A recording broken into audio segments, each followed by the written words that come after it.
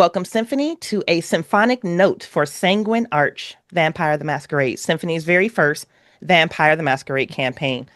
This note features Connor, one of our favorite NPCs, and a special guest. But we'll get to those introductions at the back end of this story. Where this story is picking up now is where for us, Connor? This would be after the meeting at the gazebo with the forming coterie. That's right. You have been invited into a shared space with other kindred. Someone is choosing to include you. Someone's have chosen to see value in you. Are Yeah, you going to Mr. Primm directly following the gazebo? I'm going directly to Mr. Primm following the gazebo. Under the auspices of he knows that if something happens that I report to him immediately. But I think he and I are going to have a chat.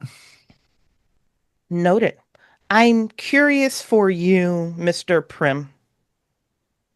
This is a spring evening in Columbus. They had met, they had gone to a bar, they had gone to the gazebo. So this is probably 3:30, 4 o'clock in the morning. Where is Mr. Primm in the city at this moment? Mr. Primm, by this point, is in his office, seeing to his business. Connor, you know where you have to go. This Huh? is your storyteller asking. Are you ready? Probably not, but we're going to do it scared. If you're going to do it, sometimes you Gotta have do to it. do it scared. Gotta do it scared. Understood. Talk me through very briefly what this journey looks like as you make your way across town. Well, given the car was stolen, if we remember correctly, That Connor is goddamn car being was stolen, wasn't it? Connor is being carpooled, and I'm going to stop them about 2 blocks from Mr. Prim's office. Okay. Maybe Kevin knows where. Kevin very likely knows where it is. Ivy probably knows where it is. Leah, who cares about the thin blood? But I'm gonna have them stop about 2 blocks away, Okay. and I will get out and straighten my tie, even though caught shit for that in the dive bar. And as I'm walking, even though breathing isn't something that's necessary, it's kind of a like just almost like the human version of a rouse check. Falling Mm. back on that habit, even though like I know I don't have to do anything physical to rouse my blood. I can just close my eyes and focus. But for about a half a block, they see me just opening and closing a fist and just preparing myself because it seems that these meetings with Mr. Primm never end well. No, no, that they don't. It's a beautiful alley oop that you're throwing up to us in this particular moment, Connor, because what it sounds like to me is that you are facing down both fear and anger, which are two leashes that your beast walks. And Oh I'm yes. going to tee up our guest storyteller, Tania, to help portray Connor's beast as he moves through these moments. So I think this is a great time to tee you up immediately as he's leaving the car. His fists are clenching and unclenching, and he's going through breathing exercises, pulling oxygen into lungs that are long dead, 30 years dead. How is his beast doing right now, Tanya? Oh, right now the beast is fine. He's doing everything that I would want him to do. Mm. There's not a whole lot of direction to give when you're already following orders.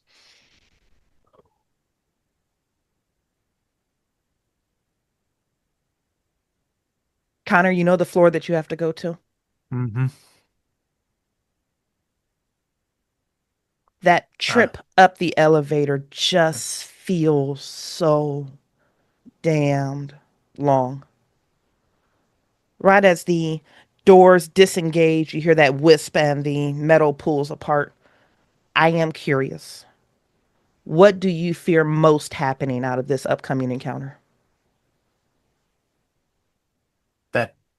Mr. Primm will pull me out of this coterie that I've started to join, that all the feelings of self-worth that I've managed to find for myself just disappear. Your beast agrees with you. That's going to happen. You don't have self-worth. You're going to lose these friends. You've made friends. You're going to lose them. It has nothing to do with Mr. Primm. It only has to do with you. Prove me wrong. I will defend them if I have to. I can do some good for this domain. He's the one standing in my way. Then what are you going to do about it? It's been 30 years. You've done nothing. Maybe today's the day I finally do something. Prove me wrong. I want to prove you wrong, and I'll kill him if I have to. Yes, you have to. And then the You elevator will- doors would open. That's perfect. Chef's kiss. Flawless. The elevator door is open. After Mr. 30 Primm. years, you know where he is. I'm just curious, when you come into the space, when you come into his office, Mr. Primm, what's your demeanor? How do you look? And what is the temperature of your room that you're embodying right now? It depends. Does Mr. Rowe knock before entering my office? I do. You hear the sounds of muffled conversation, pause, and then enter. I'll walk in. You see that Mr. Primm is on the phone. He just lifts one finger as he turns his gaze to the left and continues the phone conversation. Yes. I'll wait a beat. I see. All is going well then. I trust you know the next steps in this plan. Good. See to it. Mr. Rowe, I do not recall requesting your presence. Have a seat. I'll stand, Mr. Primm. You'll stand. Yes. We need to talk. Do we? We do. By Something all is happening means, in Mr. Columbus. I'm going to cut him off. Oof. Something is happening in Columbus. The Chantry in Vienna fell weeks ago, months ago? Couple months ago. Hmm. Okay. The Chantry in Vienna fell months ago, and everything is scrambling for some kind of a power struggle. A Bruja reached out to me to ask for my help. For my help, Mr. Primm. I said, why don't you talk to my sire? And he said, what would I need him for?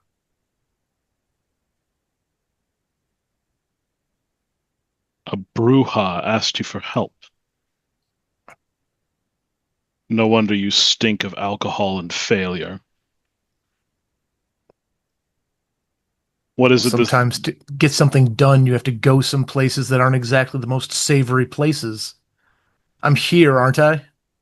This is the second time you have interrupted me, Mr. Rowe. You are you feeling your oats, Mr. Rowe? Has this Bruja extending a hand of friendship ignited something within you? You have to kill him. No, Mr. Primm. I've spoken to the Keeper of the Faith. I trust you've met her. I'm familiar. She taught me something about myself. I'm more than just your lapdog. Is that what you think you are, Mr. Rowe? I don't think it. I think you're afraid to take me out from the accounting because you know that I'm not. Afraid?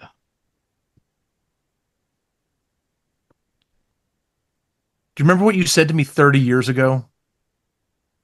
I remember a great deal. But remind me from your perspective. What do you recall?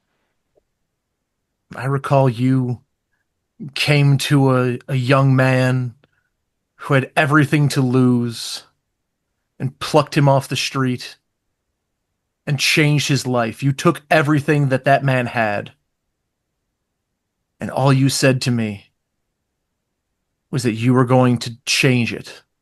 This isn't a change, Primm. You put me under your thumb to keep me under your thumb for 30 fucking years. And for what? So you could gain your status in the domain? People To fear you, but do you know why they fear you? educate you, Mr. Rowe. It is not my fault that it has taken you 30 years to learn the lessons you need to learn. Well, maybe I'm a slow learner. That But I'm much is here now, clear. aren't I? What is it that you are after precisely, Mr. Rowe, other than an accumulating pile of punishments? Take off this fucking leash and let me do something for this domain. Take your power from him. Mm. Or would you rather I go around with this group of kindred and then it falls back to you? Do you want to be responsible for the good that I can do? Are you going to take that from me? I'm going to take what I can rightfully do for this domain and claim it as your own?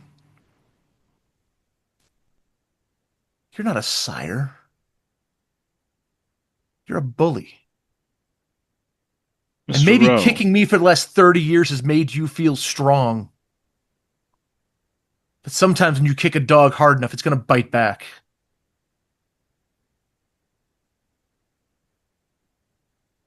Mr. Rowe, you think Connor. you are ready? Mm.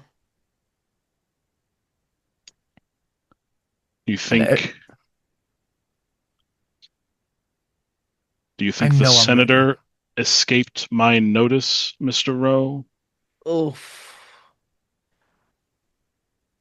You can't look at me and tell me you haven't fucked up at least once. Not with a United States politician, Mr. Rowe. I'm going to walk over to his desk and just shove the papers. So fucking what? I'm a Ventru. Don't I deserve the best? Hard stop. You would. Tanya, quick question Yeah. for you. Give me an emotional profile of what his beast is feeling at this moment. Rage, Rage, anger. anger. He wants to commit violence. He is still feeling, the beast is still feeling very restrained in this moment.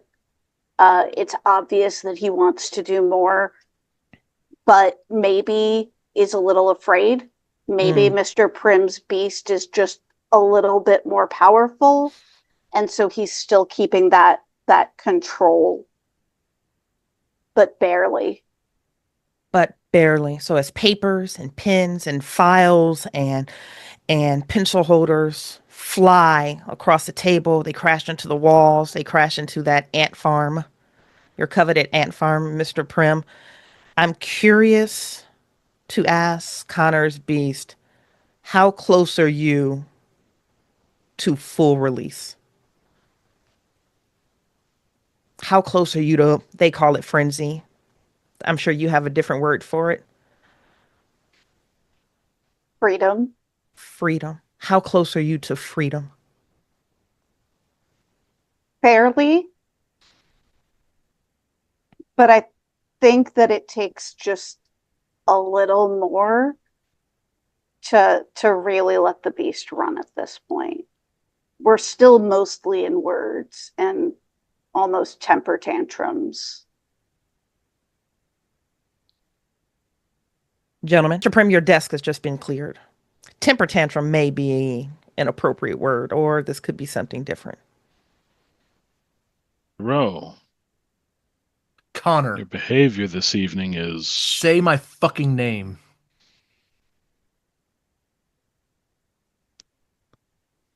Very well, Connor. Do you think you're ready for your acknowledgement? I do. I disagree with that assessment, but... What are you afraid of, Primm? You will let me speak. Then say something worth listening to. I have an offer for you. Do you wish to hear it?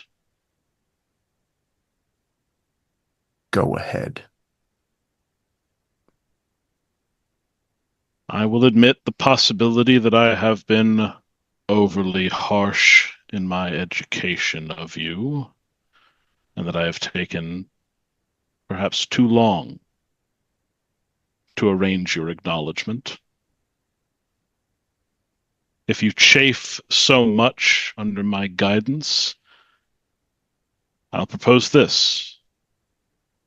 I can call in one of my other more successful, competent childer, and they can evaluate you. If they agree with your assessment that you are ready for acknowledgement, then I will acquiesce to your request.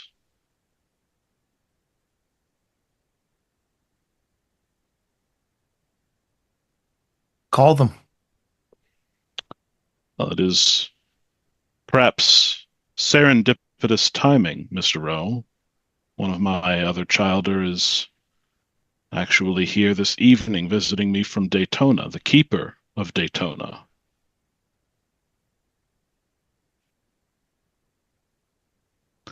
Mr. Primm will reach under his desk and hit a button. When you are free, please join us in my office. Mr. Rowe is here already. Oh, right away, Mr. Primm. And Mr. Primm leans back in his chair, and his expression is mask-like, inscrutable, but his intense gaze settles on Connor. And as we're waiting, I will straighten my jacket a little bit, fix the tie, almost like what I was doing on the elevator on the way up, just getting back some of that composure, even though it is, as much as your mask is inscrutable, mine is just, it's very evident. Yeah. But Connor, I will at least make sure that I look appropriate to meet one of your children. Connor, I have a question for you. Okay. Mr. Primm has forwarded you an offer versus an eternity of unknown. Your acknowledgement may be walking through that door. He said you only had to convince one person. And if you can convince this one person, you'll be free of all of this. How do you feel about that offer? Scared. How do you feel about this opportunity? From leaving some of my fear with the Keeper of the Faith and the conversation with Kevin that, you know, the only reason I haven't been acknowledged is because Primm is making a power move more than anything. I see this as a terrifying balance because I know if this doesn't work, it's not even going to be just shit hits the fan. This could be I took out my children under accounting because he was insolent. But on the other side, I see a chance for doing something good. Not just for myself, but for the domain. I'd be able to travel. I'd be able to visit Isabel. Primm promised to keep her safe years ago. And yeah, maybe he's held up that side of the bargain, but maybe it's time for Connor to step in and actually be a dad to her for once, even from a distance. So it's definitely a tightrope walking of I am not sure how this is going to go, but I know damn sure that I'm going to give it all that I have. Question for you, Tania. Do you knock on the door as you approach it? I do not. I was called in. I simply enter. I do have a notebook and pen in my hands. Tell us what we see of you when you enter. Give us your physical description, give us your demeanor, give us your vibe.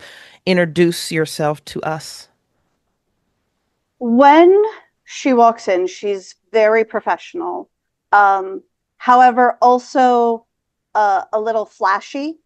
Specifically, we've got the green, like scaled coat, silver shirt, definitely not suit and tie, but definitely blazer. She carries herself with extreme professionalism, but also a fairly pleasant demeanor. She looks like she's just taking notes. She does not appear to be very attentive to what is around her at the moment as she enters. Like, she has absolutely no fear of whatever is in this room. But that she was just doing something and she's continuing to do it while she comes in for a chat with Mr. Primm.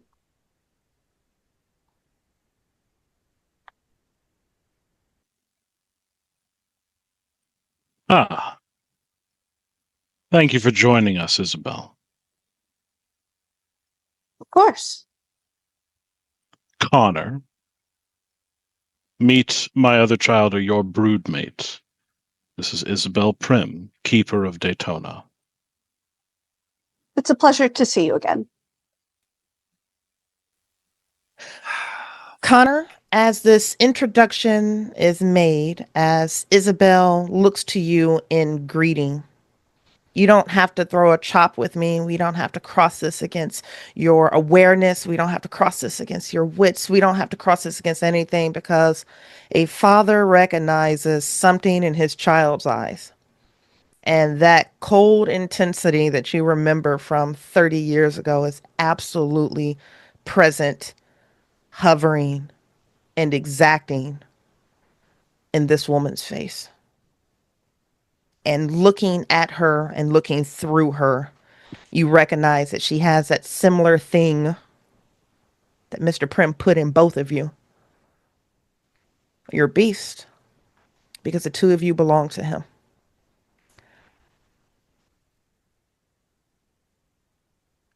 How can I help, sir? Yes, Connor believes that he is ready for acknowledgement. He believes that his accounting has gone on too long. And I very generously extended him the offer of allowing him the opportunity to impress you. If you are convinced by his arguments that he is ready, I place no time limit on this. You may take as long or as short a time as you wish. If you determine him ready, then I will acquiesce to his request.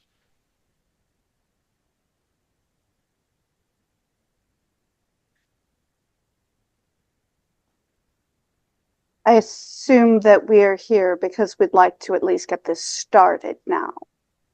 Yes. Excellent. Connor, please provide your elevator pitch. Let me know when you're ready. I have languished under what Mr. Primm calls his tutelage for 30 years. Complete a task, lose a finger. Complete a task well, maybe he only takes a few broken bones. If his purpose is to teach me how to exist in kindred society, then he's done it. Because one of the first things he said to me before he embraced me was the words, "I am a Ventru." But that'll make sense to you soon. And it does. Our place as kindred is not the lowly dogs of kindred society. Our job is to rule them. We are the kings, the queens, the monarchs of our domains. If every injury he inflicted on me for those past 30 years was simply meant to teach me to rise above, then so be it. Did you notice, Mr. Primm? I'll just point to my cheek. I'm not afraid anymore. Why should I walk in here with a broken cheek just so you can feel that you have me under your thumb? Interesting. I never broke anything during my accounting. What's describe for me what lesson were you supposed to be learning by breaking bones and losing fingers? I don't understand. I took notes, but I don't see it. What lesson? What's that, please? If I had to guess, it was to teach me to fight back. To not have the fear that he would do it again. I'll point to the desk. That right there, I could see him putting bamboo shoots under my fingernails for that. But I did it. All the things that I've done tonight, I'm sure he's just waiting to hear back on from his little network throughout the domain. I'm sure there'll be something that I stepped out of line for, but I didn't care.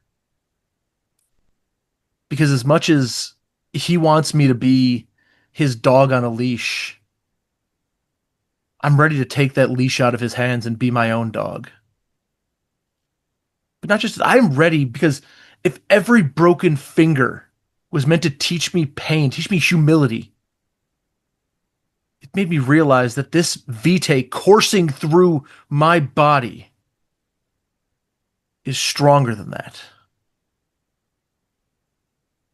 He once told me, I'm a Ventru. I am too. And it's time I start fucking acting like one. And what does acting like one mean to you, Mr. Rowe? When she says Mr. Rowe, there's just that.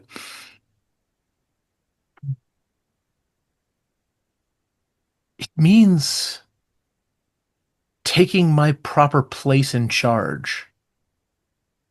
Prince Nia Glass has abandoned her hierarchy of people working for her.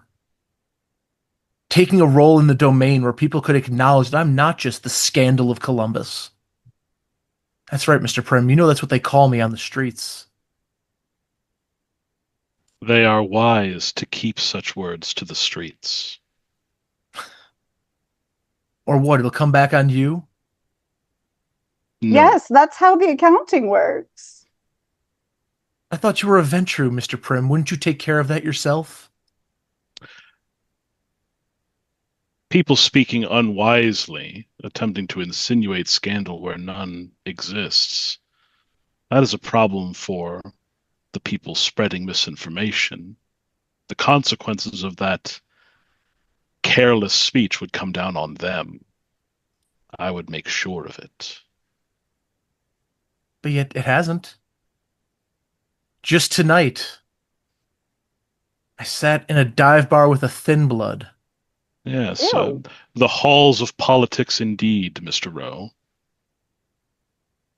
Even she had the audacity to address me like I'm some equal to her because she's also under the accounting. And we both know, all three of us know, that's not true. She's barely a kindred, if even that. I was Then why were you embraced for a talking reason. to her? The Bruja brought her. Hmm. She may be useful to do something in this domain. for which I would take responsibility for my own actions, Mr. Primm.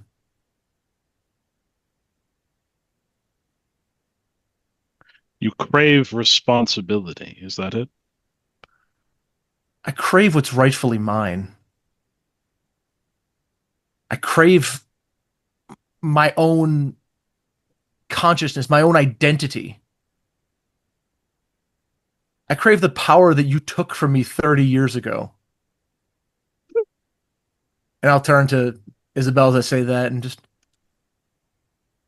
I crave what you took from me.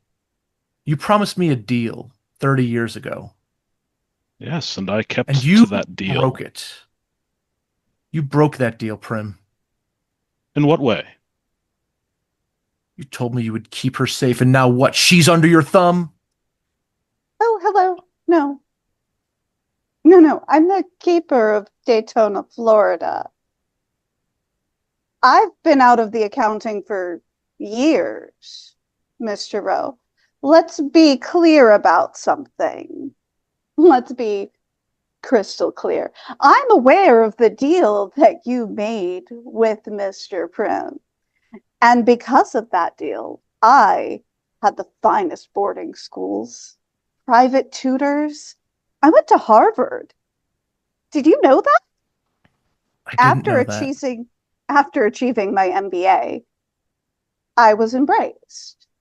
Within the year, I was acknowledged. And within a few years after that, I had additional standing before I was made the keeper. Do you want to know my standing? Would that help you to know that when you successfully learn the lessons, you don't have to have broken bones? You can just succeed?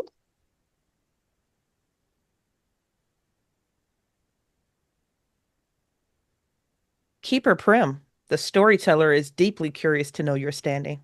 What are your measures of standing? I am acknowledged, Mm. admired, cherished, and treasured. All of the things that you didn't think were important. The Camarilla has found important for me.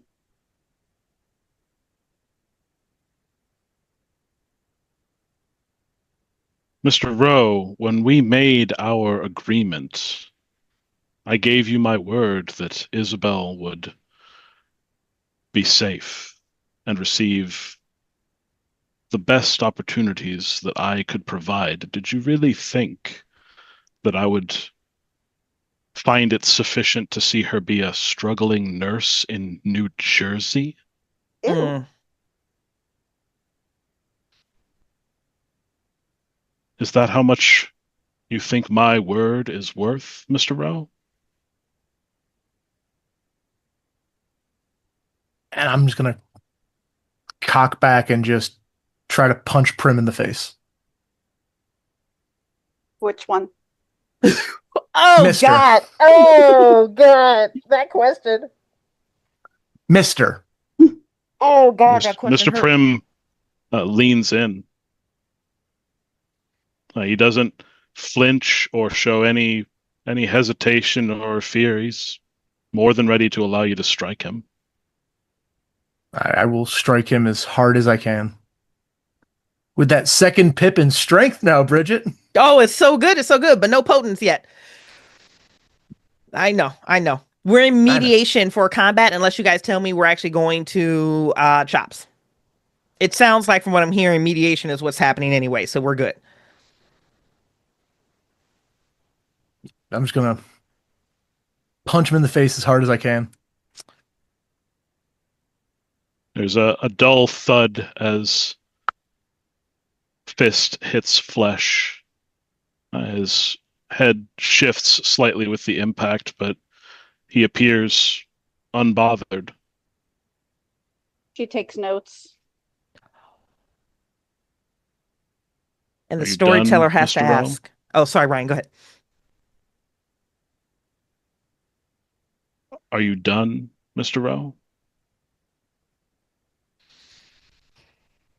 I'll stand up. For now. Very well. I have business to attend to. Mr. Primm stands up. Mr. Rowe, you will clean this office. Isabel, thank you for participating in this. I leave him to your care for the time being. Absolutely. And Mr. Primm leaves the office. She'll help pick up papers, carefully organizing them as she puts them back on the desk. I can only assume you are organizing with a degree of familiarity of knowing how Mr. Primm prefers his desk to be Yes. set up. You strike me as meticulous in that nature. Yes. I'll pick up a couple pieces, but you're doing most of the heavy lifting there. Yeah. Connor, I have a series of just rapid fire questions for you as the door latches behind you. These are yes or no questions, rapid fire. Okay. Do you think striking Mr. Primm gets you closer to acknowledgement? Yes. Do you believe that he's going to honor the word of Keeper Primm out of Daytona to agree or disagree to release you from your acknowledgement? No. Do you feel proud of your actions that you have conducted this evening? Yes. I turn the scene back over to you two. Why didn't you tell me? Tell you what.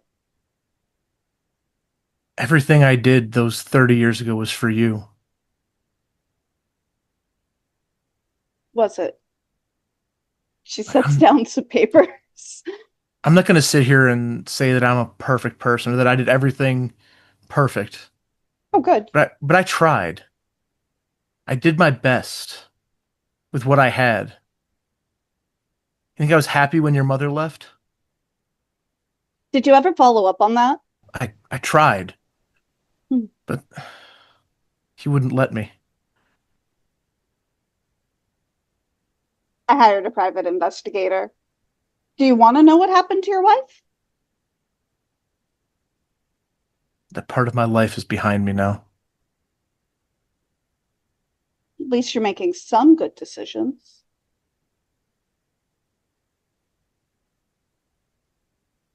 I can't be afraid of him. I'm not. I've never been afraid of him. I've known him since I was a child. Yeah, your invisible friend, right? I never said he was invisible. You just didn't care to believe me. Do you know that means that a grown-up man was in your daughter's room on the regular and you just didn't notice? Weird.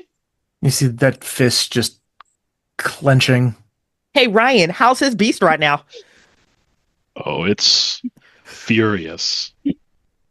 Something that he treasured, one of his,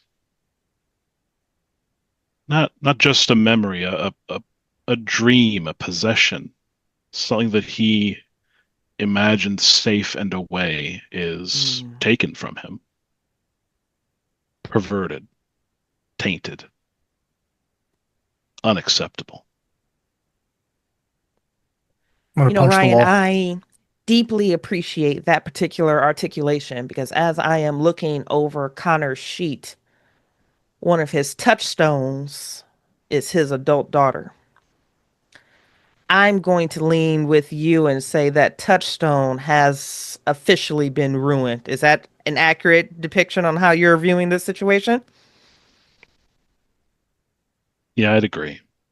I think I would have to agree with that too. It's a one loss if it's been damaged. I think we can all agree that his touchstone has been irrevocably damaged. Oh, yeah. I think we're all good there. It's two if they were damaged by Connor's actions, which I think technically fits this bill. Yep. Definitely the argument that I'm making. I feel like it's a strong argument. Ryan, do you like that argument too? It's a strong argument. I feel concur, like that's a Doctor. Touchstone being destroyed causes two stains. She is not destroyed. Well, one could also argue that his touchstone has been destroyed. That's technically a valid argument as well. Or your touchstones being destroyed by your action causes 3 stains. That is the escalation. What feels authentic and good for where we are? His touchstone was his adult daughter, that at this point was just as imaginary Yeah, as he that's the kicker, is associated that Primm to there. Yeah. the association, the loss of the illusion for it. I would say it's. I've already marked 3 down. You like 3? I was gonna say maybe 4. I don't know if I would go above 3 because 3 is about to hurt your whole feelings. But I like 3. But co-storytellers, how do y'all feel? Is this a 1, 2, or a I 3? I think the determining point on damaged versus destroyed is, in this moment, does Connor still have hope of connection?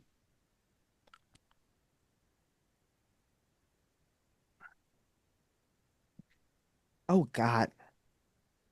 I'm gonna need a second on that one. Yeah, shit. So do That's a I. good question. Wow. Fuck Ryan. I don't know if Carl's gonna cut this part out, but This might be worth keeping in just to watch the thought this process on it. yeah, the thought process is the connection as I knew it gone. That is out the window. But seeing that my daughter is not only a member of kindred society, Yeah. but has done well for herself. I mean, being a keeper is deep down, there's a proud father behind that not beating heart. Yeah, it's just not your child though. You're proud of someone else's accomplishments. You're Okay. proud of Mr. Primm's accomplishments. Let's be clear. That's all parenting is. It really is. Yeah. Valid.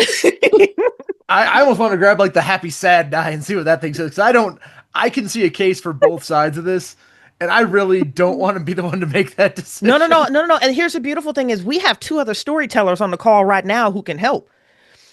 How do you guys feel about this? Okay, so I'm going to phrase Ryan's question in a slightly different way. Okay, let's do it. Instead of thinking, is there hope of connection? I want you to think about if during this interaction at all, you saw any part of your child. Fuck, you guys are making it worse. Ow. Because for me, that would be it. Because relationships can be repaired, connections can be made. The question is she a completely different person? Yeah. And is that your fault? Whose child are you looking at right now arranged Mr. Primm's desk? Is that your child or is that his child? It's his. That feels like a 3 to me. Storytellers? Feels like a 3. 3. Okay. What do stains count against? Because I don't got 6 in anything. No, you're okay. From based on what I'm seeing right now, with your touchstones being destroyed, blah, blah, blah, and it's your actions that did it, which is exactly the narrative we're going with. It's going to be a 3. Basically, right now is you are putting slashes through your humanity tracker from left to right or from right to left. Oh, I do have enough then. Yay. 1, And then 2, you're 3, going 4, to roll 5. you're going to roll a remorse check at the end of this scene. If you fail this remorse check, your humanity drops. Well, I'm at 1 humanity. No. Your humanity is wherever it is right now. Okay, if you okay, fail okay. the remorse check, your humanity goes from okay. like whatever it is right now, a 5 or 6, and it'll drop to a 5. But that'll be reconciled at the very end of the episode. You may be going back to your coterie, a completely different vampire. Well, that was the intent of the meeting. Well, pendulums do swing. So, Connor, you look at Isabel Primm. She's even carrying his last name. He took that from you too. And as you are metabolizing the grief and the failure and the recognition, that he has taken the one of the things that grounded you to your humanity. You're going to take on 3 stains. And Ryan, as a co-storyteller, what either does that feel or look like or embody? And honestly, you and Tanya can go back and forth with it. We have only had a couple splashes of stain removal, so I don't care how you guys decide to define it here, especially for something as high as this. I think it is a sort of boiling animalistic shame. This need for some release, some relief. Violence, either done on someone else or done to you, and you're not sure if it matters. Mm. Someone needs to feel pain.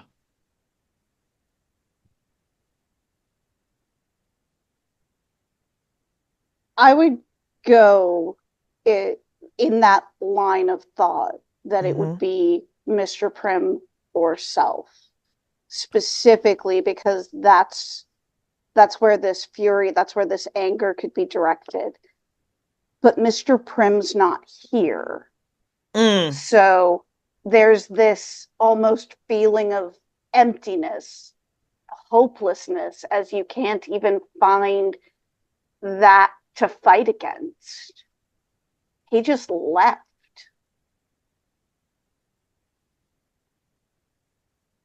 Gonna just kind of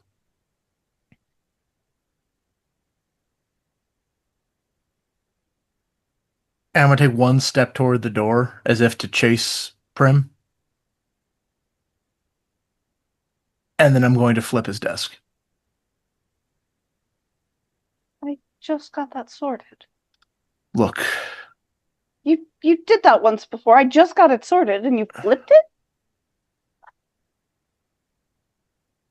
I'll take care of it. It's my mess to clean up. He's cleaned up enough of my messes. And I will turn heel and walk away from her. What do you think he wanted from you? I don't know. Do you think that he just really thinks this is fun to watch you wallow in self-misery? This isn't self-misery anymore. This is self-righteous anger. Well, either way, it's entitled and ridiculous. If you I'm want... entitled by my very vitae to establish myself as one of the rulers of this fucking domain. And I'm not going to let him, or whoever you think you are to me, stand in my way. No, it doesn't matter who I think I am to you. It doesn't matter who he is. The problem, the thing that you're missing about being a monarch of clans, is that you're never trying to be the monarch of monarchs. You called yourself a lapdog, was it? You're under the accounting. You're trying to get out from the accounting. You are looking to make a name for yourself, and that's all well and good. Yes, you're better than the Bruja. Yes, you're better than the Thin Blood. Congratulations. You're not better than me. You're not better than Mr. Primm. You'll get there one day, sure. But until you figure out what your place is, you can never rise to lead them. That will never happen. And you will never get out from under the accounting. You need to change your mindset. That's what he's trying to teach you. He's showing you by breaking fingers and bones. He's showing you that not having control of your beast is not the right answer. You're not willing to follow him while he's beating you. You want to talk about control of my beast? You think Please. I'm not in control of my beast? I didn't say that. Do you know what my beast said to me as I came up on that elevator? It told me to kill him. And I was ready to, but I didn't. Because as much as I can put a hole in that wall, as much as I can flip his desk, I'm in control, not my beast. I've felt what it's like to be free of it. And you know what I felt? Nothing. My beast is not in control of me. I am in control of my beast. Because if I wasn't, I would have diablerized Mr. Primm before you even came in that fucking room. You think flipping a desk is losing control? You think putting my fist through his wall is me losing control? No. I'm in control. And I'm Very ready to much. take back my life, my unlife. Whatever I have left in this world, I want it back for me. And so I can do something with it.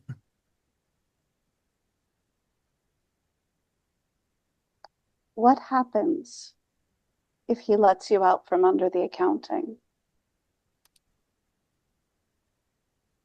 What happens to you? I don't Do you have to think? live. And I've stopped myself from. I will say, in character, I'm stopped myself saying, like, I don't have to live. I don't need to think about the fear that he tried to instill in me. I'm not afraid of him anymore. And if he lets me out from the accounting, I can do something for myself. Hmm.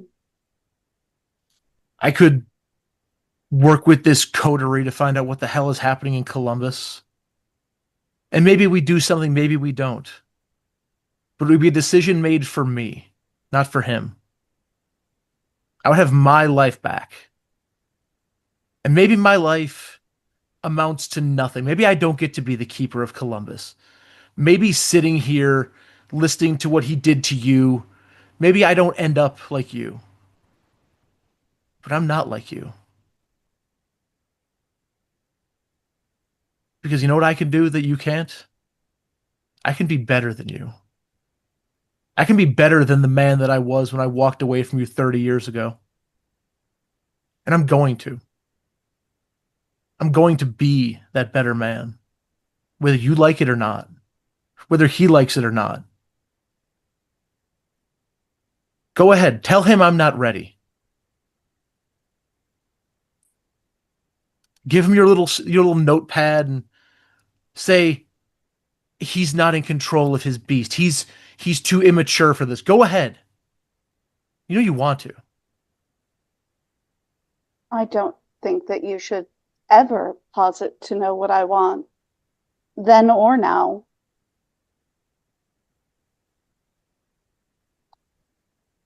I posited to know what you wanted 30 years ago, and I was wrong. Very much. All any 7-year-old wants is a dad. So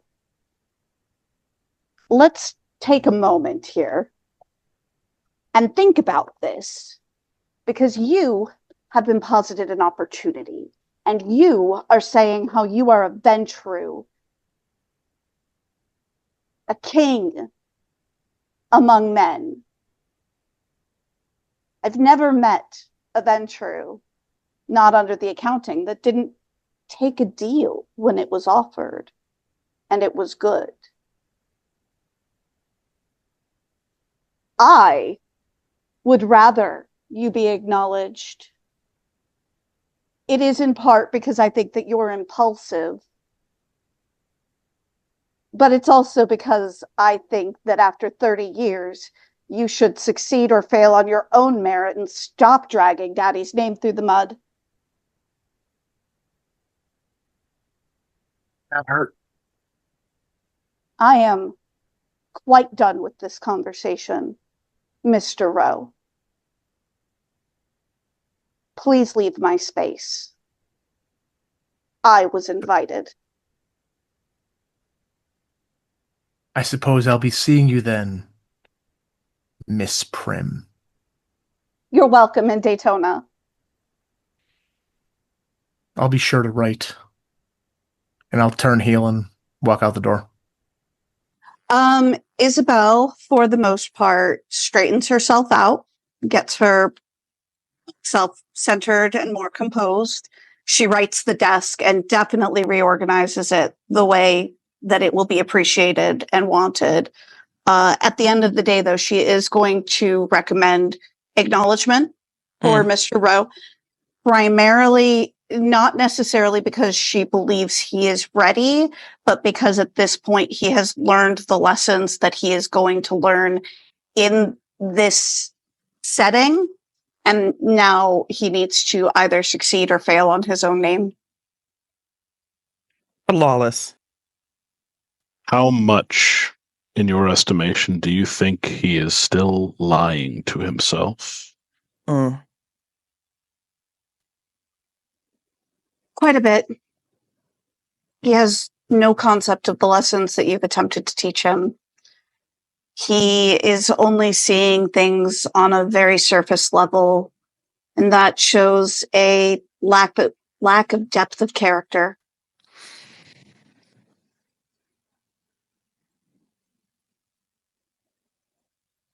Disappointing. Thank you, Isabel. Still, he shouldn't be your problem anymore. Leave him to the city. They'll eat him alive. That is my concern.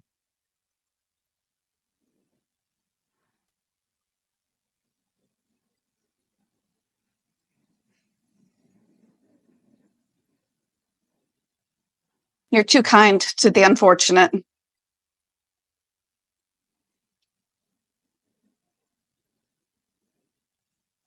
Well,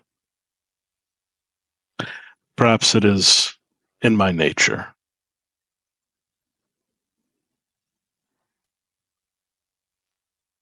Good evening, Isabel. Good evening, Mr. And that concludes our episode for tonight. We hope you have enjoyed this symphonic note by the name of A Primm Reunion. Let us quickly introduce this cast, and then we will see you on to, well, our story that's going to continue on whether or not Connor is going to finally seek his or find his acknowledgement or not. Starting with you, Doc, tell us who you are, where people can find you, and who'd you play tonight? I am Matt Doc Tracey. I played Connor Rowe this evening. You can find me on the Symphony Discord or on a variety of other Discords. There's always some variation of Doc in my name, though it does create confusion because there's multiples of us. If you want to pick up things that I write for Call of Cthulhu, check out my Linktree, linktree.com/DocBones. One of them, which I can now have as a physical prop, is available in print. Yay! So that's me, and I'm going to go and evaluate Connor's life choices as soon as we hang up this Zoom call. I'm going to do the same thing. Ryan, holy hell, welcome back. Thank you for always bringing the fire and the boom from the Symphony. Baby, tell us who you are, where people can find you if you want to be found, and who you were playing tonight. My name is Ryan Dickerson. I've portrayed Mr. Primm this evening, and I do exist online. I'm not opposed to being found. I found him. You got to put the work in. That's very Mr. Primm of you, Ryan. That's so Mr. Primm of you. And for the very first time, Tania, welcome to the Symphony. You are absolutely brilliant. Baby, tell us who you are, where people can find you if you want to be found, and who you portrayed tonight. Hi, I'm Tania. I have been LARPing for more years than I am going to tell a public audience. I portrayed Isabel Primm, Connor's daughter, and Mr. Primm's very successful childer. As far as finding me online, feel free, but I actually don't have much of an online presence because I have a super professional job that I don't want to find me. Hey, my students have found these Oh. Symphony streams, so I've had to answer a lot of weird questions in office hours. Listen, you put in some work. Just as we close out, Tanya, you made the statement that you were playing your very, very successful childer of Mr. Primm. Just close us out one more time with your status, because I thought those were stunning. So I wanted to make sure that the status chosen was all flash and no substance. So I am acknowledged, adored. It was Cherished and treasured. and treasured. All flash, no substance. Mr. Primm has raised you well. Thank you, Symphony. Mwah.